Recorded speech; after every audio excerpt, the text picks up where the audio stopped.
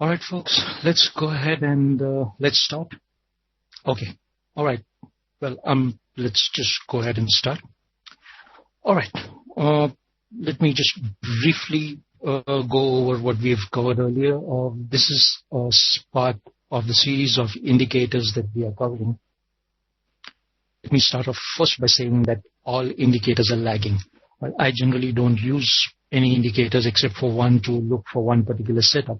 But since a lot of traders tend to use indicators, I thought it would be worthwhile to explain the best use of an indicator and maybe use the indicators with a little bit of twist to give them a better effective, if you could call it, or to use them a little more properly.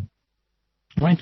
Now, let me first just go ahead and say that this is my website, London School of Financial Trading. We conduct courses online as well as workshops, webinars on forex trading, on technical analysis, basically forex trading. Of course, this can work for any market, any financial instrument which exhibits volatility. You can apply these rules for any of them. Right, so I will be in London in November to attend the World Money Show, and we will also be having one workshop. In case anybody is interested for the workshop, please let me know. I'll give you my email. I'll be more than happy to see you. In a sense, this is what we cover. Now, based on my experience of trading for the past 12 years, like everybody else, I started off trading with indicators, and it's not anybody's fault. Today, if you look at any course, they talk about indicators first. You purchase a book, you purchase a course, everybody talks about indicators. Yes, indicators can be good for your trading, but unfortunately, most traders, especially the new traders, think that just using indicators becomes the trading technique, becomes a trade plan. It is not. I have seen from my experience from the traders that I have coached over the number of years, or the traders who have been with me over the number of years, from my experience that most traders tend to lose because they are really not aware of the correct factors of trading or the procedures of trading. Let's put it that way, the procedures of trading. Besides technical analysis, your money management and the mind factors, what I call it, your discipline and your patience, is a very, very important factor. Now, I follow the concept of 3 M's. The 3 M's being money, mind, and method in that specific order.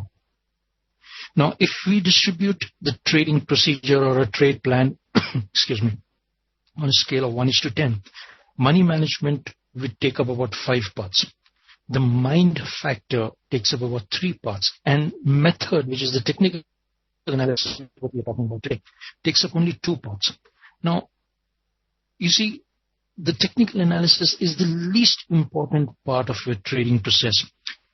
Unfortunately, since we base our entire trades on charts, at least as technical analysts, we tend to give more weightage to technical analysis, which is a fact. But until and unless you do not apply the other M's of money management and mind factor, it's not going to be easy to grow your account. And within the method, also most traders tend to use indicators which are lagging. So I would say a new trader tends to use only 1 part out of 10 of the entire trading procedure. So it's not surprising that he or she tends to lose money.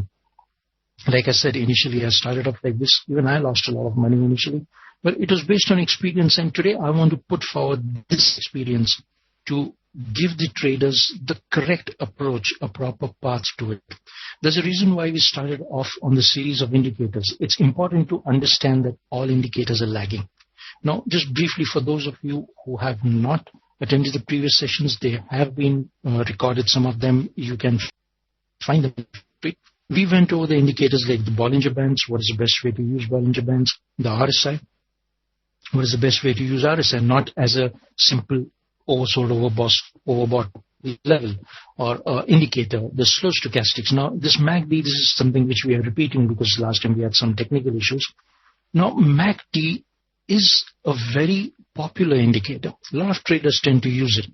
Let me just go back again on one of the earlier sessions that I had covered on the rule of 3 for time frames. In that, I had very specifically mentioned in the rule of 3 that you must look at your second higher time frame. Again, for those of you who were not present that is also recorded. It's available, and I had prepared a PDF file for it, which I think is very important.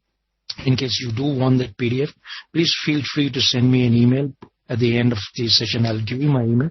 I'll send you that PDF of the rule of 3 of what time frames should one really follow. I mean, what is the larger picture one must look at. In that, I had very specifically mentioned the second higher time frame is to be used to identify a trend. Now, the MACD is a very versatile indicator if you look at it. Among all the indicators, the MACD becomes quite versatile. For the simple reason, it is an oscillator first. Now, any indicator which is banded between the values of 0 or it has values is known as an oscillator. The MACD, the RSI, the CCI, the stochastics, they are all oscillators. Most oscillators give you oversold, overbought levels. The MACD has an advantage that it definitely gives you oversold, overbought levels. But besides that, your MACD also gives you the histograms of the MACD are very, very important. Right, so just give me a moment. So if you look at the histograms of the MACD, one of the simplest way of looking at the trend is if your histograms are below the 0 line, it is supposed to be a downtrend. If they are above the 0 line, it's supposed to be an uptrend. Now, that's one very simple way of looking at it. Of course, your MACD also gives you your divergence. As we can see over here, price makes a low, lower low. Your MACD histograms make a higher low, which is a classical bullish divergence. And divergence is a reversal pattern. So your MACD also gives you a divergence advantage of it. Most traders tend to use the MACD as a signal line. Now, for this, you have this red line. As soon as your red line crosses into the positive territory, it's a very strong signal. So your MACD on a longer term time frame definitely is a good indication or good indicator to determine the trend. A lot of traders tend to use it. Now, if I'm looking at the 4 hours right now, and if I'm trading on a smaller term time frame, so if I use the MACD on a 4 hour, I can definitely see the trend. Case an example, right now we can see definitely the MACD is way above, the histograms are way above the 0 line. So it is supposed to be an uptrend. So what I would do on smaller term time frames is I would tend to trade only longs till the time the histogram bars go beneath it. Now, it doesn't mean that I should not trade shorts, but I would be a little more careful. In case here like this, what I would do is I would wait for price to find support somewhere and then maybe start looking for longs again. So that's one of the best ways of using MACD. The other one, most effective way, of course, as I said, was looking at a divergence. The histograms are one characteristic of the MACD which determine the divergence very well. I tend to use the slow stochastic to determine a divergence, as we had seen in the last session, but the MACD is as good as the stochastic. Now, the stochastic, of course, I've got certain characteristics which we had covered last time, so it's a much better indicator, but the MACD by itself is also good. Let me come back to one part of the indicator, any indicator that we're looking at. You must never use an indicator to determine your trading parameters, for the simple reason that the indicators are all lagging. So if you use your indicators to determine your entry, maybe your exits or even stop loss levels, you're headed for trouble. Simple fact, just one moment. We'll just take the question in the session. Yep. Now, if you look at this, if I'm looking at a crossover of the MACD over here right now, this is where the histogram tends to cross over. And this is where, let's just zoom this inside a little bit, right? This is where I would determine that, okay, we are expected to go long. Your signal line crossover comes even much more later. Now, in the process, what I'm doing is I'm missing out on this part of the move. Now, this is the disadvantage of all your indicators. And so if I'm going to be using my trading parameter, saying that I'm going to be entering long when the histogram goes positive, let's just call it positive, I would be entering over here somewhere, which means that now what I want to do is what we are going to be looking at is one particular method which will give us a comparatively earlier entry into a change of trend. Once again, it's a comparative earlier entry. It's never the confirmed entry because indicators, whatever it is, are still lagging. But this becomes a very, very good method, very effective method. I've been using it when I do use indicators. That is, I've been using it and it's quite effective. Right, so let's have a look. Let's take this particular case in example. Let's go over this unique method of the MACD to get an early entry into the trade. Now, what you must look at, the setup conditions, is you must have the histograms forming this peak and the valley. Let me get down to the annotation just one more. Right. What I'm actually looking for, there we go. I'm looking for this peak and this valley. So I have these two peaks and I have this valley in here. This histogram tends to give you a lot of these. So I'm looking for this particular condition. This is, of course, based on this divergence that we looked at. So it's quite effective. Now, once I come across this peak and the valley, what I look for is the smallest bar in the valley of the histogram. So I would classify this as the smallest bar of the valley of the histogram. So between these two peaks, I would identify the smallest histogram bars. So this becomes the smallest histogram bars. And then what I would do is I would plot a line.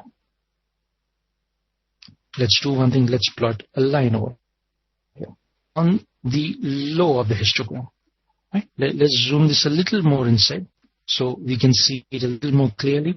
As you can see, this is the shortest bar of the histogram between the two peaks. And what I'm doing is I'm plotting a line on the bottom of the histogram. Now, what I look for is once price is expected, or after this peak over here, price starts moving up, we expect a change of trend. I look for the first histogram bar which has clearly formed above this particular line. Completely formed above this particular line. Now, if you look at this particular bar, the histogram bar is still within this line or below this line. Now, this particular histogram bar forms completely above this line. So it's only at the close of this particular bar that when I get the close of this histogram bar, now this is a very strong confirmation that we are indeed looking at a change of trend, or we are looking at a shift of momentum. Let me put it this way. We're looking at a shift of momentum. I would always use an indicator along with price action to confirm my entries. I would probably look for levels of support, resistance, or maybe even a break of trend line. But this gives me an advantage. Particular bar. On the completion of this bar, we get an entry, and let's say that we take an entry just based on this particular concept. I would take an entry over here, right? The close of this particular bar, that means the open of this bar. This is where I would take an entry. Now, if you zoom outside and have a look, your entry is over here. And if you look at it, your histogram bars have given you an entry right over here. Let me plot this one this way. Whereas compared to the histogram bars turning positive, we would have taken an entry over here. This is the histogram bar. We would have probably taken an entry somewhere over here. So what it does is I have got an extra, in this case about 85 pips. We are in the 4 hour, of course. I have got an extra 85 pips. I can get into a trade earlier. Now, as traders, our sole objective is to make money, obviously.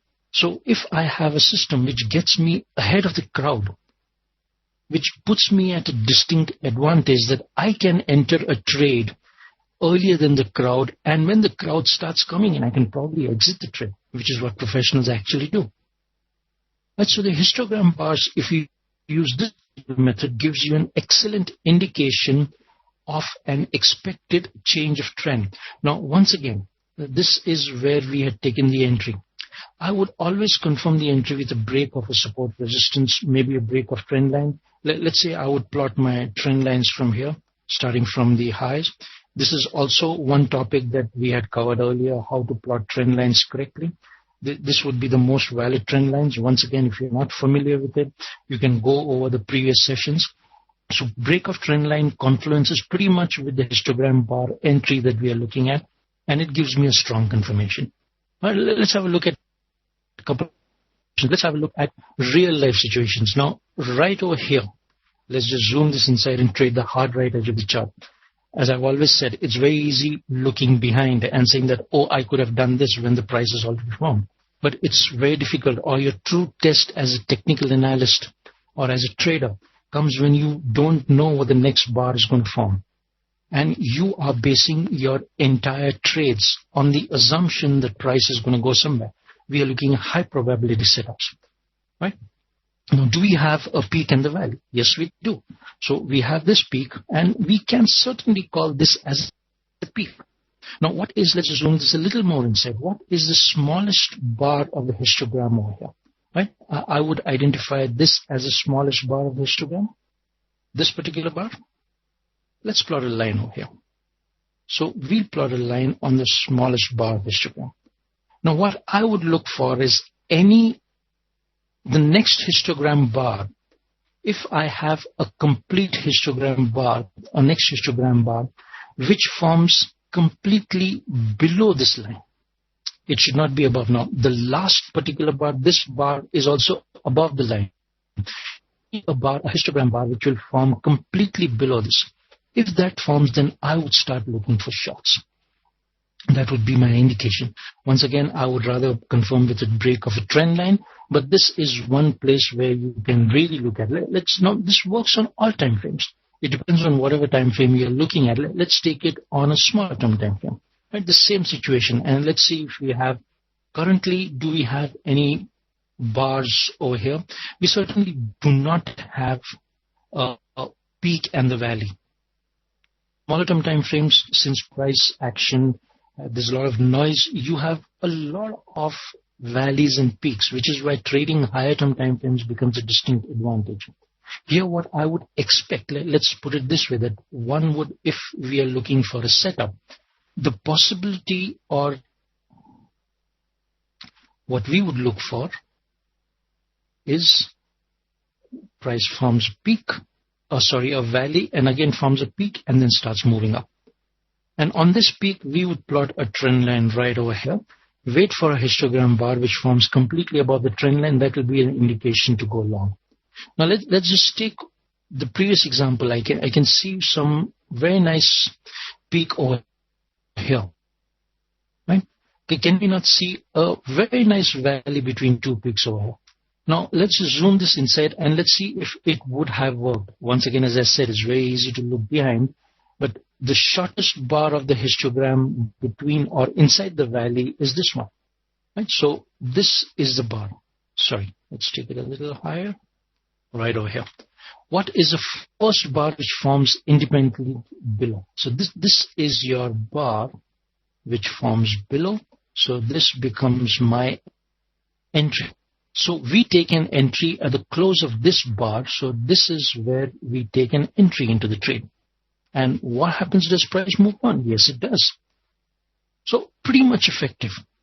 Right? It's a very good way of using the histograms. You can use it. Once again, try not to use it on smaller term time frames, because let's go down to the 5 minutes over here.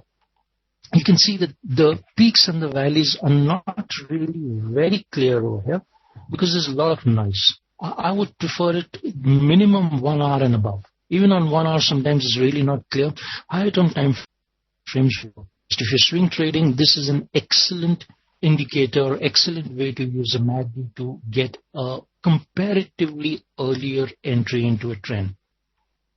Let's just take some other currency. Let's just take a couple of examples. Right? Let's take the Aussie. It is an hour. That's the whole point, right? That's what I'm here for, to give you a twist to the indicators. If I told you the regular way of the indicators, which you can do a Google search on an indicator, maybe you can buy a book and you can get the same thing, then there's no value to what I'm adding to it. So I'm just wasting my time as well as wasting yours. So we are trying to do something different. effectively. I'm not just giving you something because I think it works like this, but I've seen it. I've used it. Like everybody else, like I mentioned, I use indicators a lot.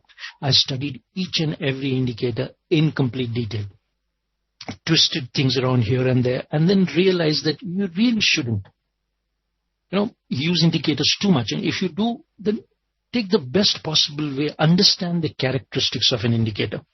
Let's take a situation of a peak and a valley over here. Do that. Latimer, I have done some back testing. I don't think I have the records right now, but I have some records over it. It's very effective. You want to share them with me? As I said, I'll give you my email. Please feel free to share them. I'll put it up over here so that everybody can have a look. Let's have a look at this on the 4 hours on the Aussie. Now, isn't this one nice peak over here? Now, this is an interesting situation. As I said, sometimes it works. Maybe at times it may not even work. Now, in between these two peaks, what is this valley? And this is the smallest bar of the indicator. Let's plot a line on the bar of the indicator right over here. When do we think about shorts? Is when the first bar is formed. Now, this is your first bar, which is formed completely independent of the line that we have plotted right over here. Jupista, I would prefer the 4 hours. Even 1 hour is good enough, but I have seen that the 4 hours on the daily work the best on this particular kind of method.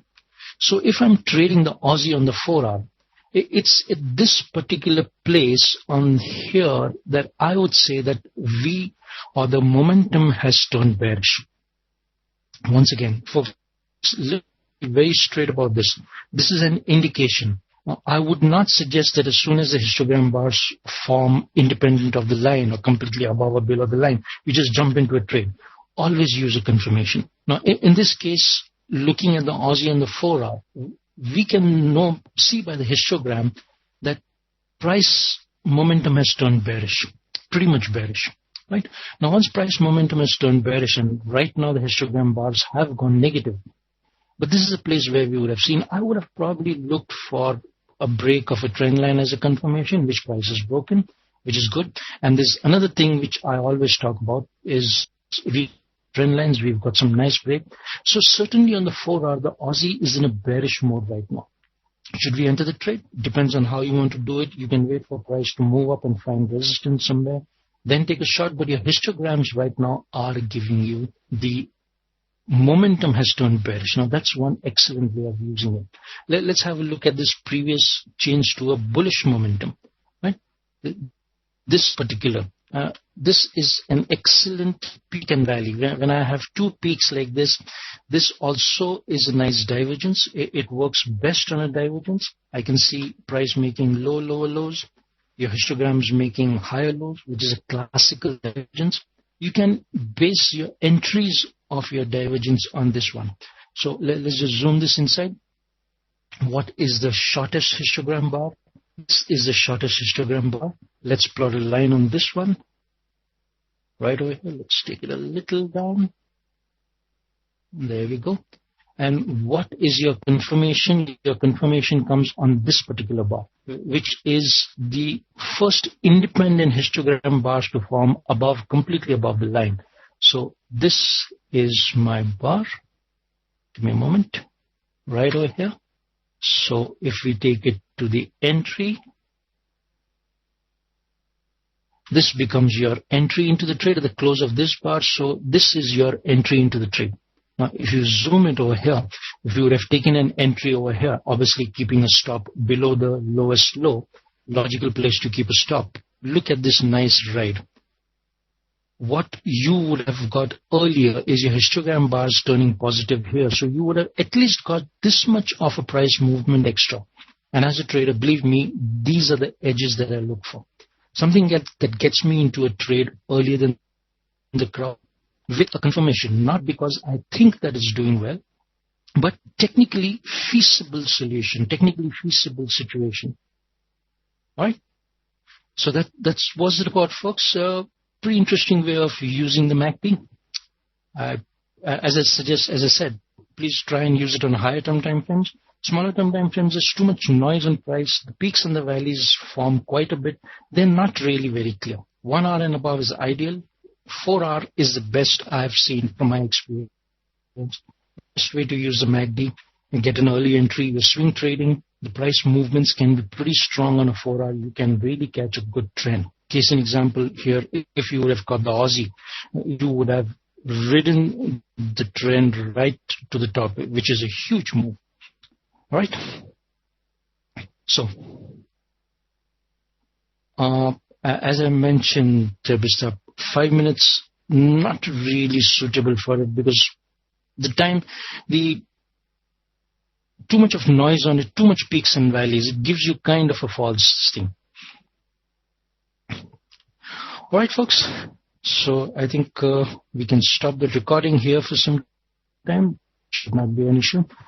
If you have any questions, please feel free. I'm here for some time. We can answer some questions. As I said, you want to share the details of the back test with me, please feel free. If you have any questions, this is my email. Get back to me. I'm always here to answer it. If you need any more information, sorry about that.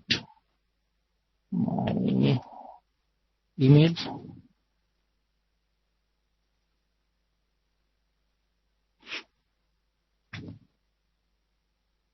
Oh.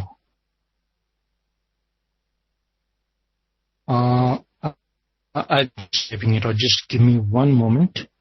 There you go.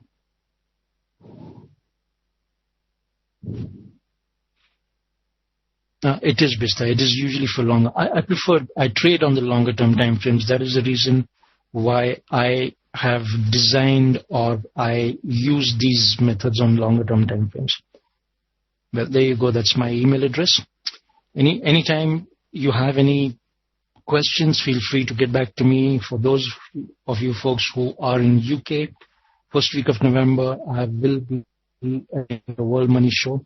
In fact, I have a very special event there. It's a paid event, very frankly, but I will be disclosing one of the most effective trading techniques there. I'll also be having a workshop. If you're interested, feel free. You can come and meet me at the World Money Show. I'm going to be there for 3 days continuously. We can talk about a lot of things. I always like meeting people. It will be good to talk about trades. All right, any questions? No? Nothing so far? All right, folks. Well, good to be over here. I do hope this helps you in some way. Bottom line, once again, remember all indicators are lagging. Use them, understand their characteristics, use them in the best possible way. Do not use them like everybody else or you're going to be losing money like everybody else. All right?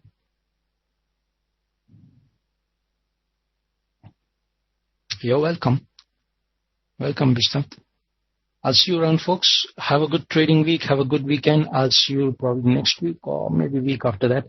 We'll come back with one more series of the indicators, one of the last ones. Thank you, everybody.